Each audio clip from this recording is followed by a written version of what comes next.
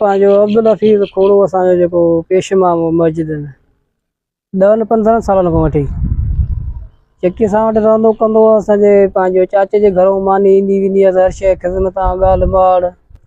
पर असुल ॻाल्हि इहा आहे त नबाती मसालो असांजो जॾहिं पंहिंजो हुन जूं नज़रूं ख़राबु थियूं ॿिलो थी बीठो असां हुनजे हिसाब सां जेको आहे त ॾोही करे हुनखे छोकिरी बि असां पंहिंजी मारी आहे जेकी सौट आहे असांजी सायरा नाले ऐं अब्दुल हफीज़ खोड़ो असांजो ॾोही आहे कारो आहे असांजो हुनजे करे हुनखे मारियो आहे ॿिन्ही खे।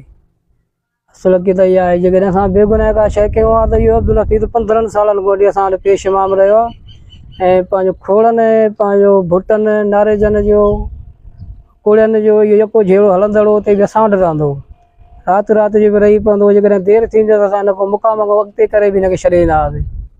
जेकॾहिं असां में जेकॾहिं अहिड़ी का बि खोट हुजे हा त असां कंहिं ॿिए खां बि मारिया सघूं पिया हलंदड़ जहिड़े में असां हिन सां विड़ी बि सघूं पिया। पर असां का बि अहिड़ी हिन सां माना कॾहिं बि नाइजाइज़ी न कई आहे। हिन नाइजाइज़ी कई आहे असांजे पंहिंजे नंगनि में पंहिंजो नज़रां विधियूं न उन खां पोइ असां हिननि खे जेको आहे सो ॿिन्ही दफ़े मारियो आहे।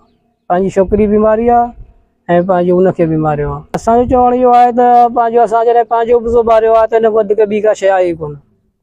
हे 50 साल जो आहे पंहिंजो अब्दुल हफीज़ असांजी छोकिरी चवां कलो को ॿार आहे हुन सां नाजायज़ तालुकात रखणु हे करणु पंहिंजो हुनखे पंहिंजो हिरासमेंट करणु मां निकाह कर हीअं कर पंहिंजो मां जेको आहे तुंहिंजे पीउ खे मारियसि या तुंहिंजनि पंहिंजनि खे मारींदुसि दॿाइणु सॿाइणु हे इहो असां खोड़नि बिरादरीअ खे इहो चवणु था ॿुधायूं त असांजो कारो आहे। जेकॾहिं कहिड़ो बि क़दम था खणनि उहे पंहिंजा ज़िम्मेवार पाण आहिनि। हिकिड़ी FIR थी आहे सरकारी उन में जे वरी डबल FIR वरी खोड़नि कराई आहे।